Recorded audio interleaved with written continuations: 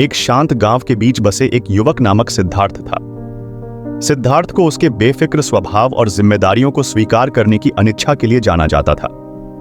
वह अपने दिन भर घास के मैदानों में घूमता, बच्चों के साथ खेलता और जीवन की साधारण खुशियों का आनंद लेता था। गांव एक घने संबंध वाला समुदाय था, जहां हर कोई एक दूसरे की देखभाल करता था। यह एक ऐसा स्थान था जहां लोग अपने कर्तव्यों और जिम्मेदारियों को गंभीरता से लेते थे। लेकिन सिद्धार्थ उसका एक अपवाद था। वह प्रायः जब चाहे तब अपने जिम्मेदारियों को भाग लेने की प्रेम करता था। एक धूपी दिन जब सिद्धार्थ एक पीपल के पेड़ के नीचे लेटे हुए थे, तो उन्होंने गांव के कुछ लोगों को एक आगामी त्योहार के बारे में चर्चा करते हुए सुना। त्योहार उनकी गांव की परंपराओं का एक महान उत्सव था और इसमें सभी की भागीदारी की आवश्यकता थी। वहां संगीत, नृत्य और सामूहिक भोजन होगा और हर परिवार को किसी तरीके से योगदान करने की उम्मीद थी। सिद्धार्थ का दिल तब डूब गया जब उन्होंने समझा कि त्योहार ने उनकी सक्रिय भागीदारी की मांग की। वह तय कर लिया कि वह जिम्मेदारी के बोझ का सामना नहीं कर सकता और रात के समय गांव से चुपके से चला गया। जब सांझ हुई तो सिद्धार्थ ने एक छोटी सी बस्ती पैक किया और चुपके से गांव छोड़ दिया, बस गया, जिसमें बस यही लिखा था, मुझसे यह समझ में नहीं आ रहा है।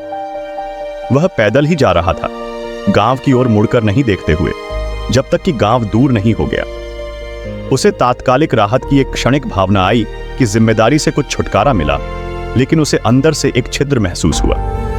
सिद्धार्थ दिनों दिनों बेकार जाता रहा, दुखिन भोजन पर बना और खुले आकाश के नीचे सोता था। वह गांव से गांव घूमता रहा, जहां भी उसको आश्रय मिलता। लेकिन चाहे वह कहीं भी जाए, वह नहीं भाग सकता था कि उसके जीवन में कुछ छूट रह गया है। एक दिन जब वह एक पेड़ के नीचे एक अनजान गांव में बैठा था, तो उसने एक वृद्ध मोंक से मिलकर भांति नामक व्यक्ति के साथ बातचीत करते हुए सुना। भांति विश्राम और ज्ञान की भरपूर भव्यता का वायरा था, जो सिद्धार्थ का ध्यान तुरंत आकर्षित कर गया। आसक्त होकर सिद्धार्थ ने मोंक के साथ एक बातचीत की शुरुआत की।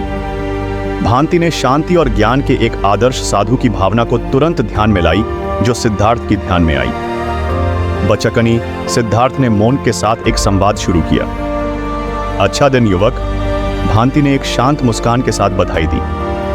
अच्छा दिन सर, सिद्धार्थ ने उत्तर दिया। मैं सिद्धार्थ हूं और मैं कुछ खोजने के लिए एक यात्रा पर हूं। मुझे यह नहीं पता कि यह क्या है। भांति ने समझते हुए सिद्धार्थ से कहा, बहुत सारे लोग कुछ खोजने के लिए खोजते हैं, जिन्हें वह ठीक से परिभाषित नहीं कर सकते।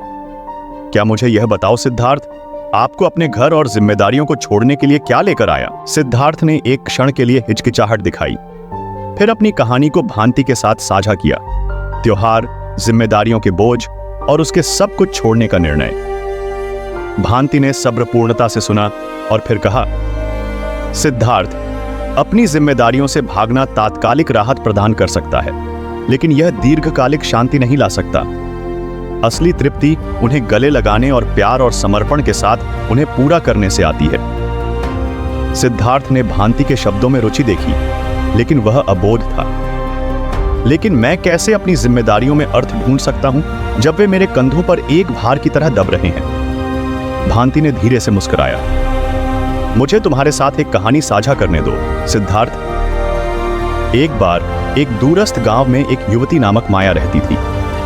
माया के पास एक सफल खेत और प्यारी परिवार था, लेकिन वह अक्सर अपने काम और जिम्मेदारियों के बारे में शिकायत करती थी। एक दिन उसने अपने खेत को छोड़कर शहर में एक बिना चिंता की जिंदगी ढूंढने का निर्णय लिया। माया ने अपनी जिम्मेदारियों को छोड़ दिया और शहर में कुछ समय के लिए बिताया, जहां उसने देखा कि वहां की सुविधाओं का आनंद ले रही है।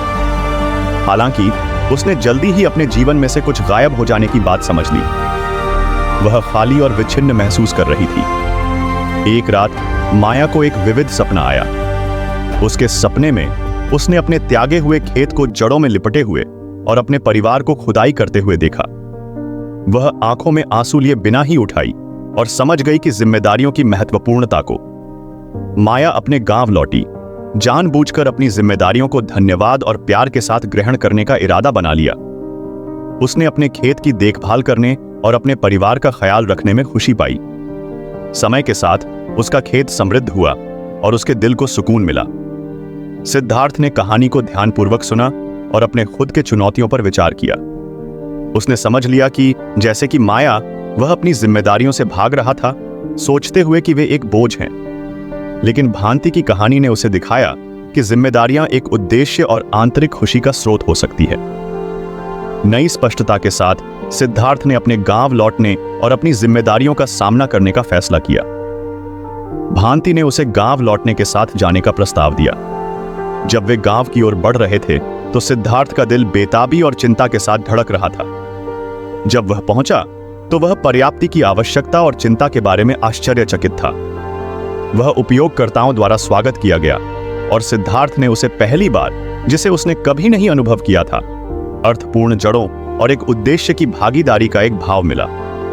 सिद्धार्थ ने अपनी जिम्मेदारियों को पूरी तरह से स्वीकार किया। उन्होंने त्योहार की तैयारियों में योगदान किया, अपने साथी गांव वालों के साथ काम किया और उन्होंने अपने समुदाय का हिस्सा बनने का आनंद खोज लिया। त्योहार एक गड़बड़ सफल हो गया और सिद्धार्थ को यह मालूम पड़ा कि उसने अपने जीवन में किसी चीज को पाया था, अर्थपूर्ण संबंध और उद्देश्य की भागीदारी का भावना। सिद्धार्थ ने आखिरकार समझ लिया कि जिम्मेदारियां एक बोझ नहीं है, बल्कि यह एक अवसर हो सकता है कि उन्हें बढ़ने, सीखने और दुनिया को सकारात्मक प्रभाव डालने का मौका मिले। सिद्धार्थ ने आखिरकार सीख लिया कि असली तृप्ति प्यार और समर्पण के साथ आती है और जिम्मेदारियों को नकारना उसकी आत्मा को बंद कर देता है। इस कहानी से हमें यह सीखने को मिलता है कि जिम्मेदारियां हमारे जीवन का महत्वपूर्ण हिस्सा हैं और हमें उन्हें स्वीकार करने का एक अवसर देती है। जिम्मेदारियों को भागने के बजाय हमें उन्हें समझने और सहायता करने का प्रयास करना चाहिए, क्योंकि यह हमारे जीवन को अर्थपूर्ण बना सकता है और हमें वास्तविक खुशी की ओर ले जा सकता है।